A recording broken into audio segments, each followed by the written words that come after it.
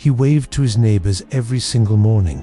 He attended community barbecues. He helped elderly residents carry their groceries. Everyone on the street knew him. Everyone on the street trusted him. And for 15 years, not a single person had any idea who he actually was. Because while one life was unfolding in full view of everyone around him, another life was running in complete secret. A different name, a different family, a different city, and a secret so carefully maintained that it took one tiny mistake to bring the entire thing crashing down. This is a story about identity, deception, and what happens when someone decides the rules of ordinary life simply do not apply to them. And the most disturbing part, he almost got away with it completely. Welcome back to Plain English Guide, where we break down real stories in plain English with lessons you can actually use. Today's story is true crime, and it is one of the most unsettling cases of sustained deception you will ever hear. Not because of violence, but because of just how normal everything looked on the surface. Let's get into it. To everyone in the quiet neighborhood of Cedar Falls, Ohio, Thomas was the ideal neighbor. Mid-40s, polite, reliable. He worked in finance, he said, traveled a lot for work, always came back with small gifts for the kids on the street. He had a wife named Carol and a teenage daughter named Lily. They seemed happy, normal, settled. He had lived on Maple Drive for 11 years by the time anyone started asking questions. His lawn was always trimmed, his car always washed. He remembered everyone's birthdays. He was the kind of neighbor people genuinely felt lucky to have, which is exactly why what came next was so impossible to process. Because 2 states away in a suburb outside Nashville, Tennessee, there was another neighborhood, another house, another family, another version of Thomas who went by the name Daniel. Same man, different name, different wife named Susan, 2 young sons aged 7 and 9, a different job, a different set of friends, a completely different life, running simultaneously. For 15 years, his work travel excuse was the engine that kept both lives running. To Carol in Ohio, he was traveling to Nashville for finance meetings. To Susan in Tennessee, he was traveling to Ohio for client consultations. In reality, he was simply driving between 2 families who each believed they were his only one. He maintained separate phones, separate email accounts, separate bank accounts. The logistics alone were staggering. 2 mortgage payments, 2 sets of utility bills, 2 family vacation schedules that could never overlap, 2 sets of school events, holidays, anniversaries, all managed from the front seat of his car during drives between the 2 cities. He kept a detailed notebook, almost like a business operation, tracking every lie to make sure nothing contradicted. He had rules. He never posted on social media. He paid for everything in cash when possible. He never introduced people from one life to anyone from the other.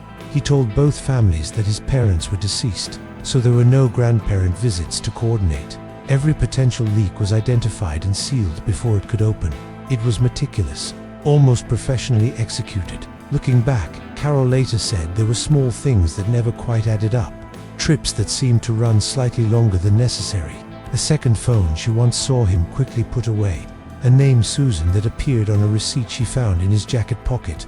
Each time she questioned it, he had an explanation ready. Each time she believed him, because why wouldn't she?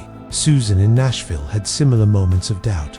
A Christmas where he seemed distracted and left unexpectedly early. A birthday dinner he forgot entirely and then overcorrected with an expensive gift and elaborate apology.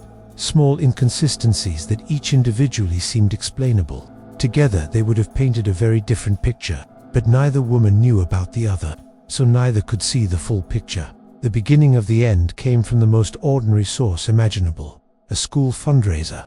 Thomas, as Daniel, had signed up to donate to his son's school in Nashville. The school sent a thank you letter to the house, standard procedure, but the letter went to the wrong address. It was sent to the Ohio house. Carol opened it.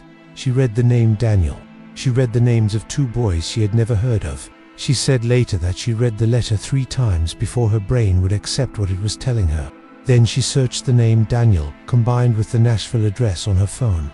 Within 4 minutes, she had found Facebook photos of her husband standing with another woman and 2 children she had never seen, smiling at what appeared to be a family Christmas in a house that was not theirs. Carol called the police that same evening. Officers contacted Susan in Nashville simultaneously. Both women learned the truth within the same hour. Both called him. He did not answer. He was on the highway between the two cities, as he had been hundreds of times before. When his phone began ringing from both numbers at once, he pulled over, and he sat there for a long time before driving himself to the nearest police station. Bigamy, being legally married to two people simultaneously, is a felony in both Ohio and Tennessee. He had been legally married to Carol for 17 years and to Susan for 13. The financial fraud charges came next. He had taken out loans using both households as collateral. Then came the tax fraud. By the time prosecutors finished building the case, there were 11 separate charges. He pleaded guilty to 4 of them and was sentenced to 6 years in federal prison. Carol sold the Ohio house within 3 months. She moved back to her hometown in Michigan with Lily. Susan kept the Nashville house but said in an interview she could not walk into a single room without feeling like a stranger in her own life. The 3 children, Lily and the 2 boys, were half-siblings who had never met. They still have not met to this day. A forensic psychologist who testified at trial described his behavior as a form of extreme compartmentalization, the ability to separate different areas of life so completely that normal emotional responses stop connecting them. He did not appear to feel guilt in the traditional sense. He described both families as real to him, both lives as genuine, as if the concept of deception simply did not register the way it does for most people. So what do we take from a story like this? Lesson 1. Deception on this scale is rarely invisible. There are almost always signs. The question is whether we are willing to trust what we see over what we want to believe. Both Carol and Susan noticed things that did not quite add up, but the comfort of the life they had built made questioning it feel more threatening than the doubt itself. Lesson 2.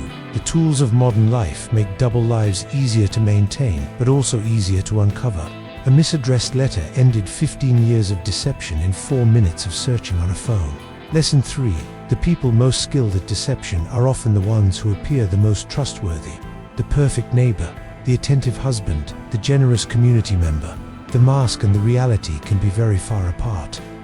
Thomas is currently serving his sentence. Carol has remarried. Susan has not.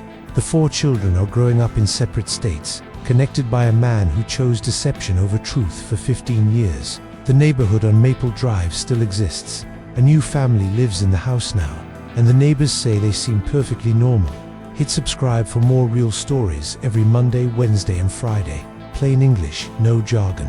See you Friday. This video is for educational purposes only. Names and identifying details have been changed to protect individuals involved. This story is based on documented cases of bigamy and identity fraud in the United States.